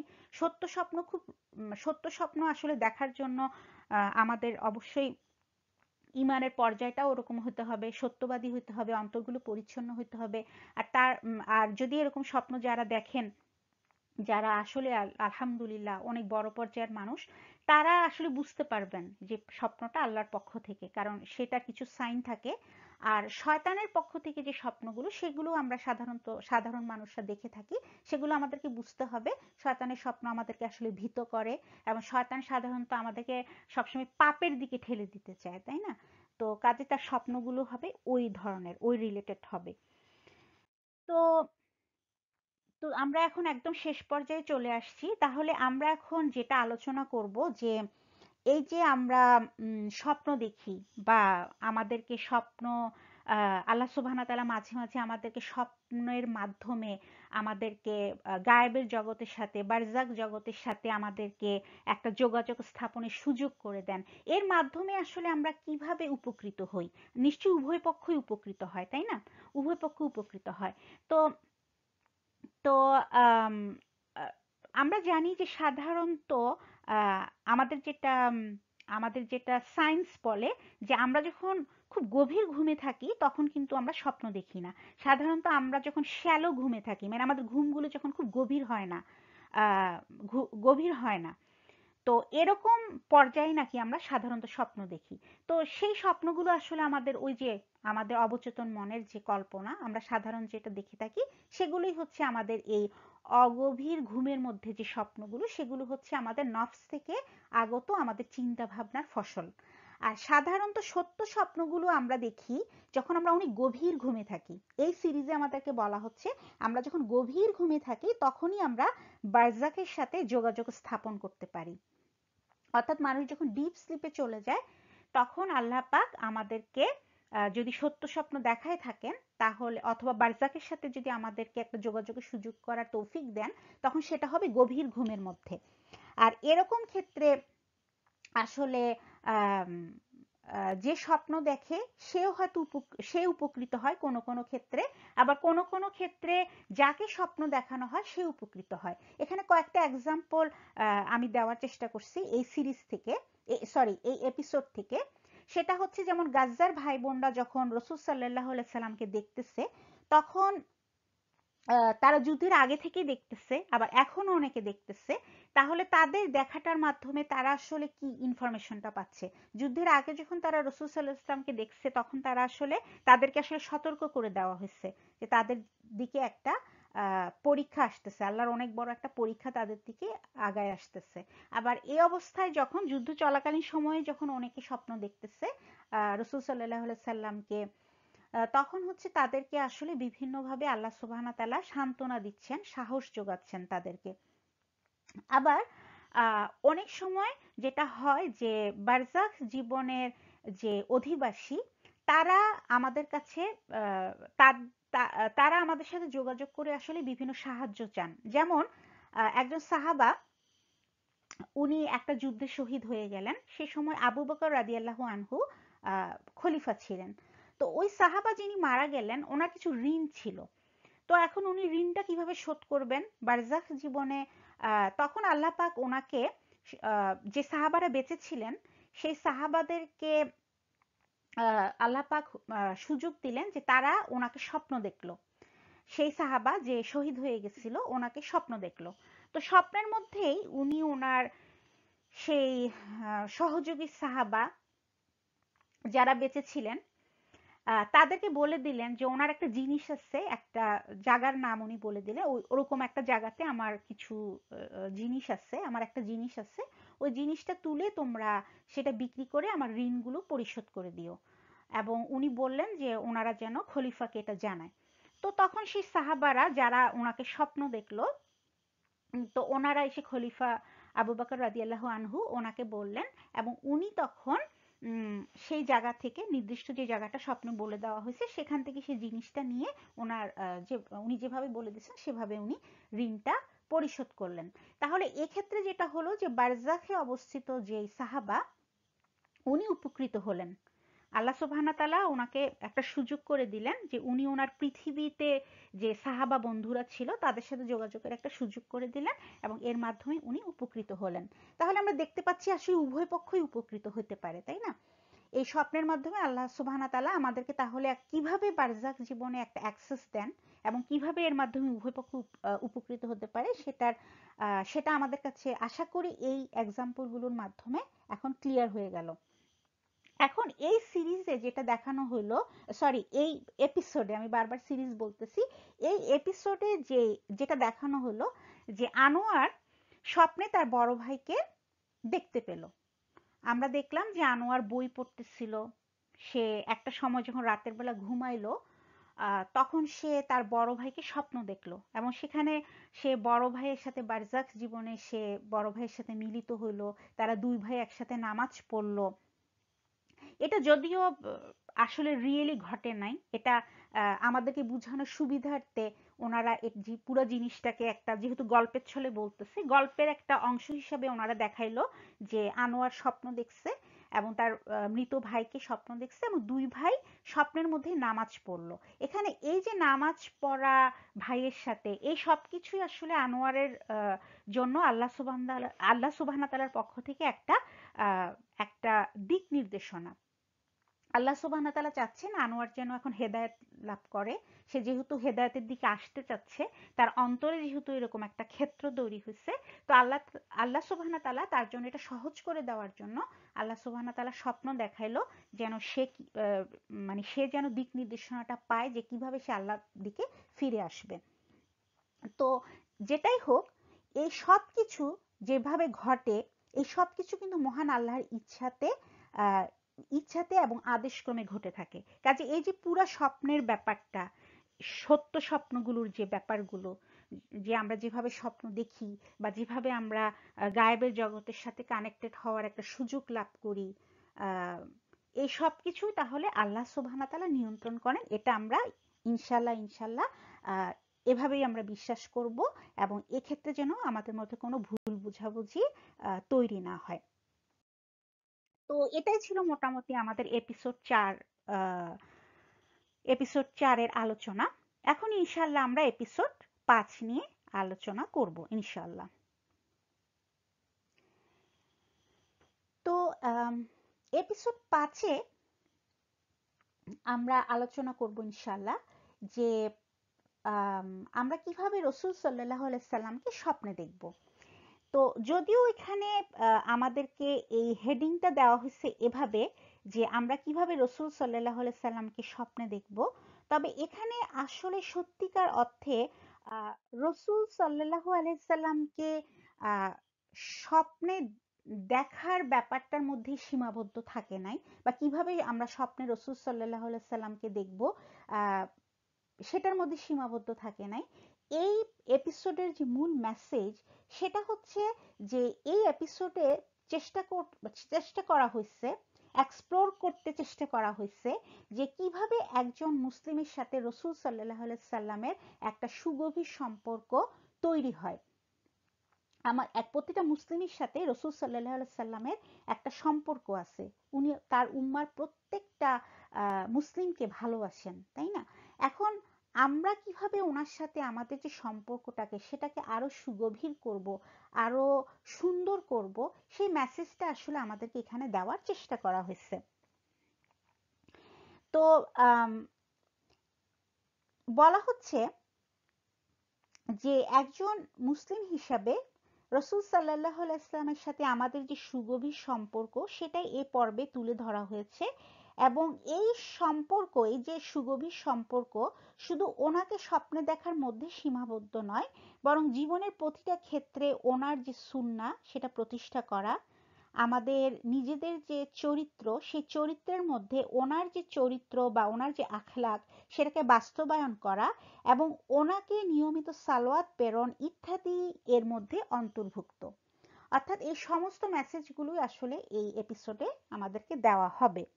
এবং এর সাথে আরো বলা হচ্ছে যে এই যে সুগভীর সম্পর্ক, সেই সম্পর্কটার সূচনা হবে এই পৃথিবীতে, কিন্তু এর স্থায়িত্ব হবে আসলে আমাদের অনন্তকালের জীবনে।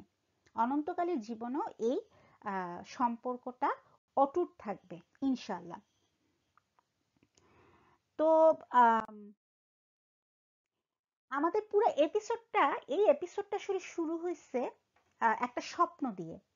এই স্বপ্নটা হচ্ছে যে আম, একজন গাজ্জার একজন মহিলা, আমাদের একজন বোন, একজন মুসলিমা, উনি একটা স্বপ্ন দেখেন যুদ্ধ শুরু হওয়ার আগে দিয়ে। স্বপ্নটা ছিল এরকম যে উনি দেখতে পান যে আল আকসা যে মসজিদ, সেই মসজিদের প্রাঙ্গণে অনেক অনেক মানুষ, লক্ষ লক্ষ মানুষ, বিভিন্ন দলে দলে মানুষ এসে সেখানে জমায়েত হয়েছে, এবং রসুল সাল্লাল্লাহু আলাইহি সাল্লাম নিজে আল আকসার প্রাঙ্গণে উপস্থিত। তিনি উপস্থিত এবং তিনি সেখানে মানুষদের সাথে কথা বলতেছেন। সবাই রসুল সাল্লাল্লাহু আলাইহি সাল্লামকে তাদের অবস্থানগুলো তুলে ধরতেছে, উম্মার যে অবস্থান, উম্মার জীবনের যে সংকট সেগুলো তুলে ধরতেছে। তো রসুল সাল্লাল্লাহু আলাইহি সাল্লাম এক পর্যায়ে তাদেরকে বলল যে আহ, যে আল্লাহ সুবহানাহু তাআলার পক্ষ থেকে যে বিজয় সেটা অতি শীঘ্রই আসতেছে। কাজেই উনি সবাইকে অভিনন্দন জানাইলেন। তিনি সবাইকে বললেন যে তোমাদের জন্য গ্লেড টাইডিং, তোমাদের জন্য অনেক সুসংবাদ, যে আল্লাহ সুবহানাহু তাআলার পক্ষ থেকে যে বিজয় সেটা অতি শীঘ্রই আসতেছে। তো মানুষজন স্বাভাবিকভাবে অনেক খুশি হয়ে গেল এবং তারা বলল, ইয়া রাসূলুল্লাহ, সেটা কখন হবে? তো তখন উনি একটু হাসলেন, হেসে বললেন যে শাহাদাই হচ্ছে ট্রু ভিক্টরি। শাহাদাই হচ্ছে শাহাদা মানে অর্থাৎ আল্লাহর রাস্তায় শহীদ হয়ে যাওয়া। এই শহীদ হয়ে যাওয়াটাই হচ্ছে সবচেয়ে বড় বিজয়। অর্থাৎ একজন মুসলিমের সবচেয়ে বড় বিজয় হচ্ছে সে আল্লাহর রাস্তায় শহীদ হয়ে যাবে, তাই না? তো আসলে এই স্বপ্নটার যে শুরুর অংশটা, সেই শুরুর অংশটা বলে দিচ্ছে যে এই স্বপ্নটা আসলে পুরা গাজাবাসীর জন্য এই মানে তাদের যে সময়টা ঘনায় আসতেছিল, তাদের যে সামনে যে যুদ্ধ, যে কঠিন একটা সময়, সেই কঠিন সময়টার আসলে একটা পূর্বাভাস আল্লাহ এই স্বপ্নের মাধ্যমে তাদেরকে দিয়ে দিচ্ছেন, তাদেরকে সচেতন করা বা তাদেরকে তাদেরকে পূর্বাভাস দেওয়ার জন্য আল্লাহ সুবহানাহু ওয়া তাআলা এই স্বপ্নটা আহ, এই আমাদের সেই মুসলিমা বোনকে দেখান। এবং এই স্বপ্নটা কিন্তু অনেক আলোচিত হয়। এই স্বপ্নটা ওয়ার্ল্ড ওয়াইড কিন্তু অনেক আলোচিত হচ্ছিল যখন যুদ্ধের শুরুর দিকেই। সেই বোন এই স্বপ্নটা আগেই দেখছেন, যুদ্ধের আগে থেকেই তারা আসলে এক ধরনের মেন্টাল প্রিপারেশন নিচ্ছিল যে তাদের সামনে হয়তো কঠিন একটা সময় আসতেছে। তো এই স্বপ্নটা কিন্তু কন্টিনিউ হতে থাকে। তো স্বপ্নটা আসলে অনেক বড় এবং সিরিজ এপিসোডের একদম শুরুতেই কিন্তু স্বপ্নটা পুরো স্বপ্নটাই ব্যাখ্যা করা হয় বা বলা হয়। তো সেখান থেকে আমি শুধুমাত্র যে মূল অংশগুলো সেগুলো তুলে আনার চেষ্টা করছি বা বলার চেষ্টা করতেছি। তো রসুল সাল্লাহ সাল্লাম ওই স্বপ্নের মধ্যেই কিন্তু ওনার সময়ের যে স্ট্রাগল গুলো, ওনাদের যে কষ্টের সময়গুলো, সেগুলো কিন্তু মানুষজনের সাথে শেয়ার করতেছিলেন স্বপ্নের ভিতরেই। মানে আমাদের সেই মুসলিমা বোন, উনি স্বপ্ন দেখতেছেন যে রসুল সাল্লাহ সাল্লাম সবার সাথে কিন্তু ওনার যে সময়গুলো, ওনার কঠিন সময়গুলো শেয়ার করতেছিলেন। উনি ওনার হিজরতের যে সময় সেটার কথা বলতেছিলেন, ওনাদের সময় যে ওহুদের যুদ্ধ যে কি কঠিন একটা সময়, সেগুলো উপস্থিত যারা ছিল সেই মুসলিমদের সাথে উনি শেয়ার করতেছিলেন।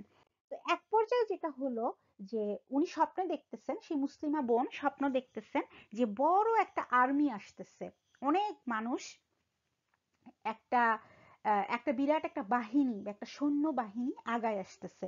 এবং রসুল সাল্লাহ সাল্লাম সেই বাহিনীটাকে দেখাইয়ে আহ, মানে চিহ্নিত করলেন। উনি মানে ওনার হাত দিয়ে দেখাইলেন যে এই যে আর্মিটা, এই আর্মির মাধ্যমে কিন্তু তোমাদের বিজয় আসবে, আর্মির মাধ্যমে তোমাদের বিজয় আসবে।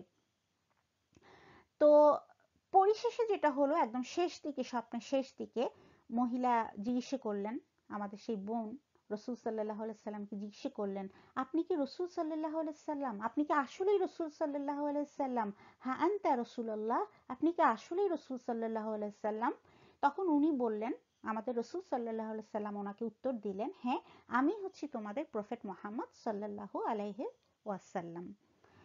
তো এটাই ছিল স্বপ্ন, সেই স্বপ্নটা। তো এখন এই যে মহিলাকে স্বপ্ন দেখানো হলো, রসুল সাল্লাহ সাল্লামকে স্বপ্ন দেখানো হলো এবং ওনাদেরকে পূর্বাভাস দেওয়া হলো ওনাদের কঠিন সময়ের, তাই না? এই যে স্বপ্ন দেখার এই যে ট্রেডিশনটা, এটা কিন্তু নতুন কিছু না।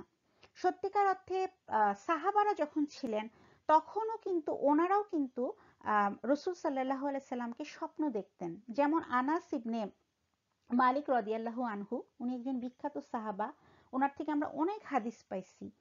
তো উনি একদম ছোটকালে ওনার মা রসুল সাল্লাহ সাল্লামের খেদমতে ওনাকে দিয়ে দেন। তো উনি 10টা বছর রসুল সাল্লাহ সাল্লামের খেদমত করেন, ওনার সাথে ছিলেন। ওনাকে রসুল সাল্লাহ সাল্লাম অনেক ভালোবাসতেন এবং উনিও রসুল সাল্লাহ সাল্লামকে অনেক ভালোবাসতো। তবে সেই ভালোবাসা শুধু মৌখিক ভালোবাসা না, সেটা হচ্ছে যে ভালোবাসাটাকে উনি ওনার সমস্ত জীবন দিয়ে সেই ভালোবাসাটার বহিঃপ্রকাশ ঘটাইছেন। যেমন রসুল সাল্লাহ সাল্লাম যখন মারা গেলেন, এরপরে উনি আরো 90টা বছর বেঁচে ছিলেন, উনি দীর্ঘ হায়াত পাইছিলেন। রসুল সাল্লাহ সাল্লামের দোয়ার বরকতে উনি অনেক হায়াত পাইছিলেন। তো উনি যতদিন বেঁচে ছিলেন, সেই 90টা বছর, সেই 90টা বছর কিন্তু উনি প্রত্যেকদিন রাতে রসুল সাল্লাহ সাল্লামকে স্বপ্ন দেখতেন। তিনি স্বপ্ন দেখতেন এবং উনি যে শুধু স্বপ্নে দেখেই, মানে রাতে স্বপ্ন দেখতেন আর দিনের বেলা চুপ করে বসে থাকতেন তা কিন্তু না। উনি ওনার যে জীবন, ওনার সামগ্রিক জীবনে রসুল সাল্লাহ সাল্লামের যে আদর্শ, যে শিক্ষা, সেটাকে কি করছিলেন, বাস্তবায়িত করছিলেন। তিনি অন্যকে রসুল সাল্লামের যে শিক্ষা এবং যে যে সুন্নাহ সেটাকে অন্যদেরকে শিক্ষা দিতেন, এবং উনি 2000-এর উপরে হাদিস বর্ণনা করে রাসূল সাল্লাল্লাহু আলাইহি ওয়াসাল্লামের পুরো লেগেসিটাকে উনি আমাদের সামনে তুলে ধরছেন। 2000-এর উপরে হাদিস উনি আমাদেরকে বর্ণনা করছেন। এবং এইসব হাদিস কি, এইসব হাদিস হচ্ছে আমাদের সামনে কিভাবে আমরা রাসূল সাল্লাল্লাহু আলাইহি ওয়াসাল্লামের শিক্ষাগুলোকে, ওনার আচরণগুলোকে, সবকিছুকে আমরা ফলো করব, সেটার একটা শিক্ষা, তাই না? এবং কেউ যদি সত্যিকার অর্থে রাসূল সাল্লাল্লাহু আলাইহি সাল্লামকে সঠিকভাবে তার শিক্ষাগুলোকে, তার আচার আচরণ, প্রতিটা জিনিসকে পালন করতে পারে, তার নিজের জীবনে বাস্তবায়িত করতে পারে, সে কিন্তু আসলে কোরআনকেই বাস্তবায়িত করলো। কারণ রাসূল সাল্লাল্লাহু আলাইহি সাল্লামের পুরো জীবনটা হচ্ছে কোরআনের বাস্তবায়ন। কাজেই আমরা কোরআনকে বাস্তবায়ন করব যদি আমরা সুন্নাহকে বাস্তবায়ন করতে পারি আমাদের জীবনে। আর এভাবে সত্যিকার অর্থে আমরা আল্লাহ সুবহানাহু ওয়া তাআলার আদেশ গুলোকেই, আল্লাহ সুবহানাহু ওয়া তাআলা আমাদেরকে যা করতে আদেশ করছেন আর যা থেকে বিরত থাকতে বলছেন, সেটাকে আমাদের জীবনে বাস্তবায়িত করতে পারবো। তো আনাস ইবনে মালিক রাদিয়াল্লাহু আনহু এই কাজটাই করেই কিন্তু ওনার জীবনে ওনার জীবনে এই কাজটাই কিন্তু উনি করছেন। এবং আহ, কাজটা শুধু উনি করছেন, কাজটাই উনি করছেন, এবং এর মাধ্যমে যেটা হয়েছে যে দুনিয়ার জীবনে উনি যতদিন বেঁচে ছিলেন, উনি রাসূল সাল্লাল্লাহু আলাইহি ওয়াসাল্লামকে স্বপ্ন দেখছে। কিন্তু উনি দুনিয়া থেকে চলে যাওয়ার পরে এখন উনি কার সাথে থাকতেছেন? অবশ্যই উনি বারজাখ জীবনে রাসূল সাল্লাল্লাহু আলাইহি সাল্লামের সাথে থাকার তৌফিক উনি লাভ করছেন, তাই না?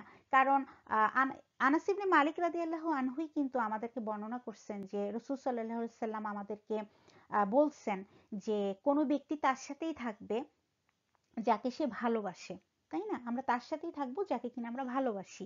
এখন আমাদের এই ভালোবাসার মানুষটা আসলে কে হবে? আমরা যদি রাসূল সাল্লাল্লাহু আলাইহি সাল্লামকে ভালোবাসি, তাকে অনুসরণ করি, তাহলে আমরা তার সাথে থাকার তৌফিক অর্জন করব বারজাখ জীবনে, এবং অবশ্যই পরবর্তীতে বিচার দিবসে আমরা তার সাথে থাকতে পারবো। তিনি সেদিন সমস্ত বিশ্বাসীদেরকে তিনি নিজ হাতে পানি পান করাবেন। আর পরবর্তীতে যেটা হবে যে বিচার দিবসের পরে ইনশাল্লাহ আমরা ওনার সাথে জান্নাতে প্রবেশ করব, এবং ওনার সাথে জান্নাতে থাকার তৌফিক আল্লাহ সুবহানাহু ওয়া তাআলা আমাদেরকে দান করবেন। তো তাহলে এটাই হচ্ছে রাসূল সাল্লাল্লাহু আলাইহি ওয়াসাল্লামকে ভালোবাসার পুরস্কার। তাকে যদি ভালোবাসতে পারি, সেই ভালোবাসাটা শুধু মৌখিক ভালোবাসা হবে না, সেই ভালোবাসাটা হবে আসলে আমাদের আমলের মাধ্যমে এর বহিঃপ্রকাশ করতে হবে। যখন আমরা সুন্নাহকে বাস্তবায়ন করতে পারবো আমাদের জীবনে, আর সুন্নাহকে বাস্তবায়ন মানে হচ্ছে কোরআনের বাস্তবায়ন, কোরআনের বাস্তবায়ন মানে হচ্ছে আল্লাহর আদেশ নিষেধের বাস্তবায়ন আমাদের জীবনে। তো আহ এই ভালোবাসাটা যদি প্রতিষ্ঠা করতে পারি, তাহলেই আমাদের জীবনের সবচেয়ে বড় সার্থকতা। এবং আহ, এই ভালোবাসাটা অর্জন যদি কেউ করতে পারে, সে আসলে রাসূল সাল্লাল্লাহু আলাইহি ওয়াসাল্লামকে যদি স্বপ্নে নাও দেখে, তাহলে আসলে আহ, তার সমস্যা নাই। কারণ পৃথিবী জীবনে যদি তাকে আমরা স্বপ্ন নাও দেখি, আমাদের সরাসরি তাকে দেখা সৌভাগ্য হয়ে যাবে বারজাখ জীবনে, তাই না? কিন্তু তারপরও পৃথিবী জীবনেও যদি কেউ রাসূল সাল্লাল্লাহু আলাইহি সাল্লামকে স্বপ্নে দেখার সেই সম্মান অর্জন করতে চায়, সেই তৌফিক অর্জন করতে চায়, তাহলে তার জন্য টিপস দেওয়া হয়েছে। যেমন সে কি করবে? সে অবশ্যই রাসূল সাল্লাল্লাহু আলাইহি সাল্লামকে প্রকৃতভাবে ভালোবেসে তার সুন্নাহকে তার জীবনে বাস্তবায়ন করবে, এবং সে সালোয়াত প্রেরণ করবে, সে সালোয়াত প্রেরণ করবে, সে রাসূল সাল্লাল্লাহু আলাইহি সাল্লামকে সালাম দিবে। এবং আমরা জানি যে আমাদের জন্য নির্দিষ্ট কিছু সময় আছে, যে সময়গুলো রাসূল সাল্লাল্লাহু আলাইহি সাল্লামকে সালাম দেওয়াটা বেশি ফজিলতপূর্ণ। এছাড়া আমরা সব সময় কিন্তু রাসূল সাল্লাল্লাহু আলাইহি সাল্লামের জন্য সালাওয়াত প্রেরণ করতে পারি। এবং আমরা যদি তাকে স্বপ্নে নাও দেখি, আমরা কিন্তু তার সাথে যোগাযোগের একটা সুযোগ এমনিতেই পেয়ে বসে আছি, আমরা সেটা বুঝি না। যখন আমরা রাসূল সাল্লাল্লাহু আলাইহি সাল্লামকে সালাম দিচ্ছি, তো আল্লাহর রাসূল আমাদেরকে নিজে বলে গেছেন আবু দাউদের হাদিসে, যে যখন ওনাকে আমরা সালাম দিচ্ছি, আমরা সালোয়াত বা দরুদ পড়ে ওনাকে সালাম জানাচ্ছি, তখনই যেটা হচ্ছে ওনার কাছে সেই সালামটা পৌঁছে দেওয়া হচ্ছে, আল্লাহ পাক পৌঁছে দেন, ও আমাদের সালাম ওনার কাছে পৌঁছে দেন। আর তখন উনি সেই সালামের উত্তর দেন। সুবাহান আল্লাহ। আমরা যদি প্রতিটা মুহূর্তে জিকিরের মতো করে রসুল সাল্লাল্লাহু আলাইহি সাল্লামকে সালাম দেই, তাহলে সেই সালামের উত্তরও কিন্তু আমরা পেতে থাকি ওনার কাছ থেকে।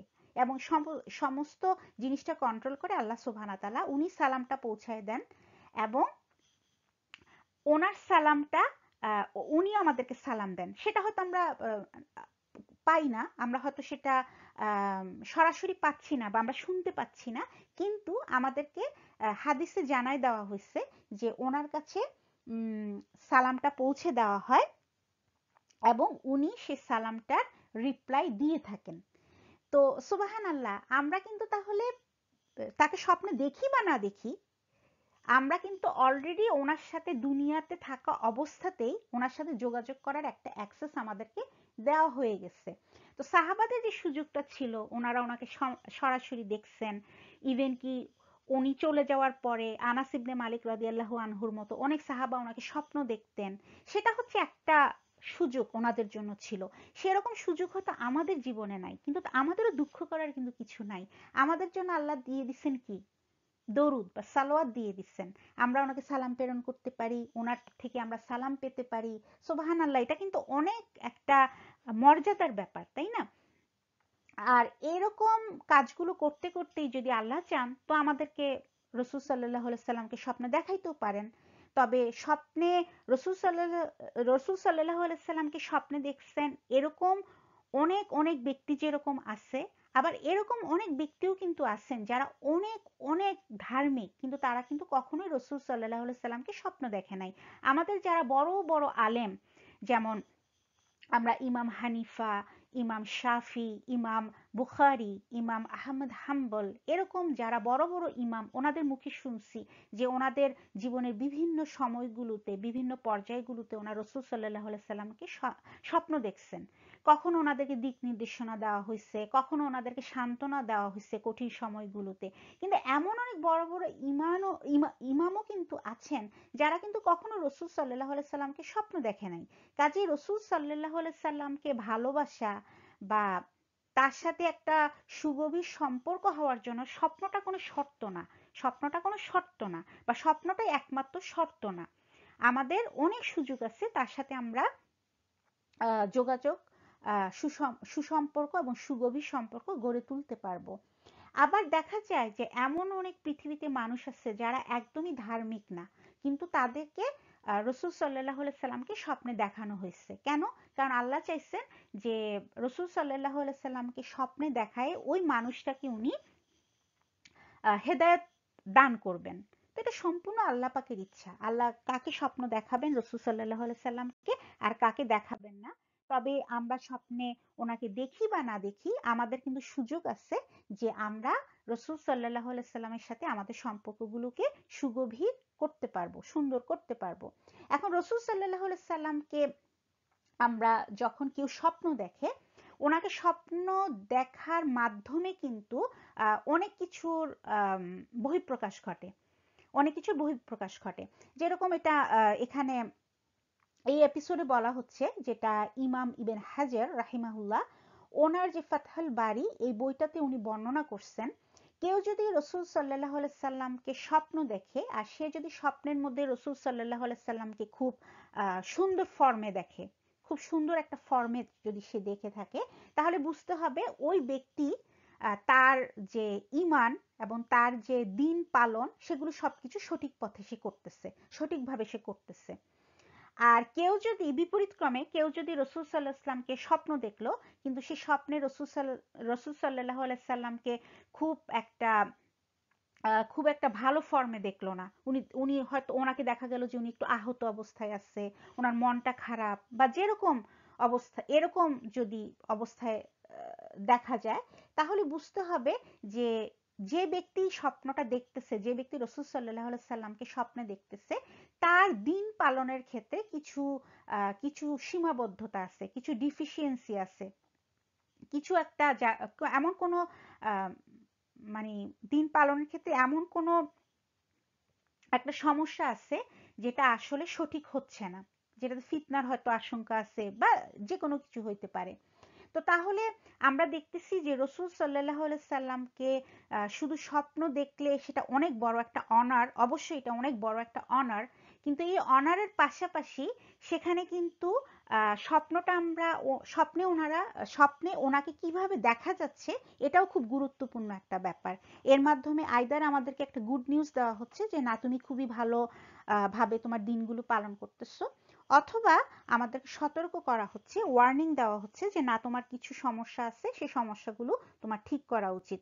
এবং আমাদের বিভিন্ন যারা আহ, যারা আম, বড় বড় যারা ইমাম, যারা অনেক রাইটিয়াস সাহাবা এবং এবং ওনাদেরও পরে যারা, তারা আমাদেরকে বলছেন যে তাহলে রসুল সাল্লাহ সাল্লামকে যখন আমরা স্বপ্ন দেখতেছি, সেই স্বপ্নের মধ্যে যে মেসেজগুলো আমাদের জন্য থাকে, সেই বা অন্তর্নিহিত যে মেসেজটা থাকে, সেগুলো হচ্ছে এরকম যে আইদার আমাদেরকে মানে অ্যাফার্মিং করা হয়, আমাদেরকে নিশ্চিত করা হয় যে না, তুমি ঠিকভাবে চলতেছো, অথবা আমাদেরকে অ্যাডভাইস করা হয়, আমাদেরকে মানে উপদেশ দেওয়া হয় যে তুমি যেভাবে চলতেছো সেটা ঠিক হচ্ছে না, তুমি আরো বেটার ওয়েতে তোমার ট্রাই করা উচিত।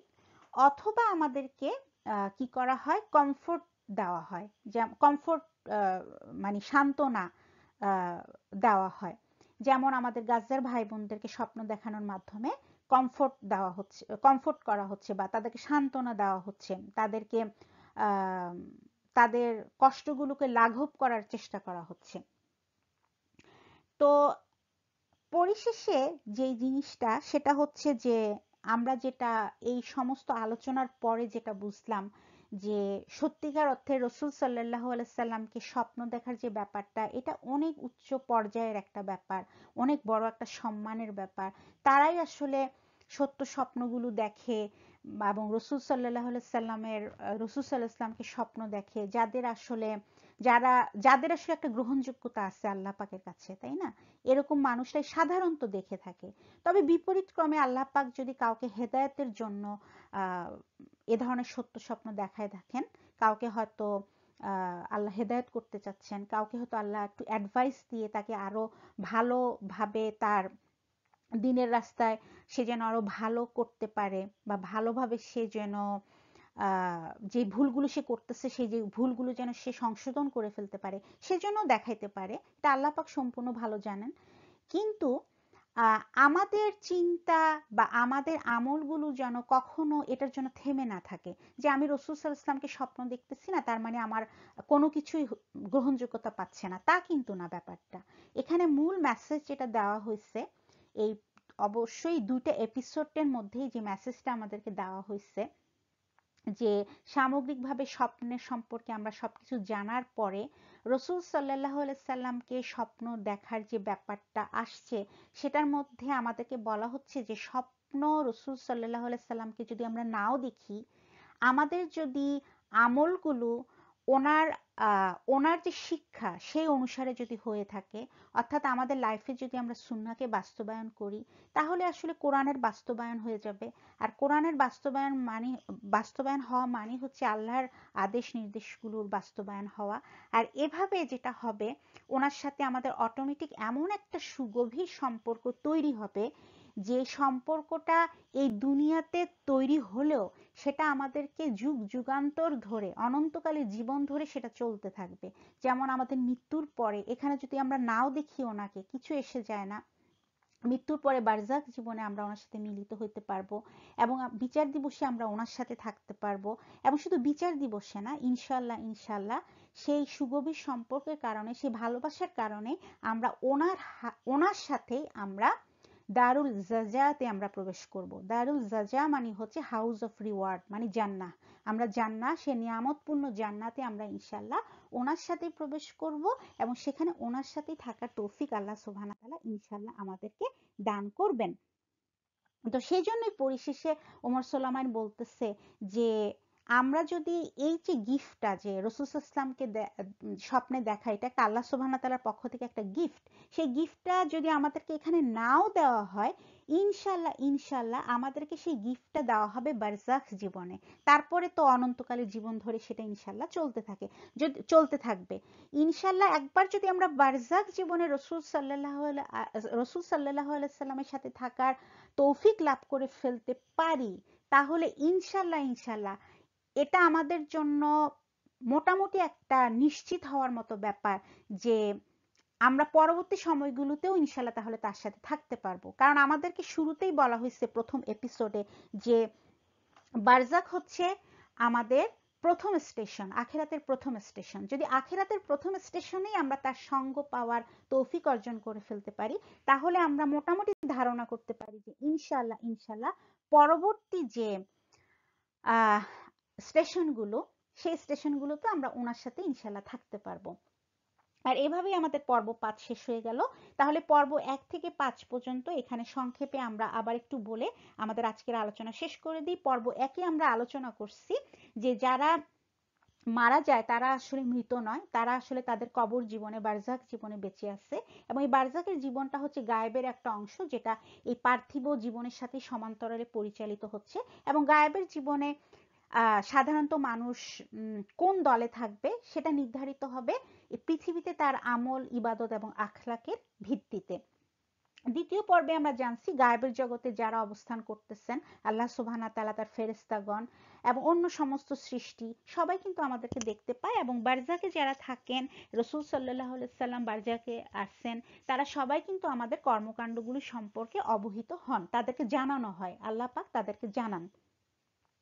এবং তৃতীয় এপিসোডে আমরা জানছি যে আমাদের আমলের ভিত্তিতে গায়েবের জগতে আমাদেরকে সুন্দর সুন্দর নামে ডাকা হয়।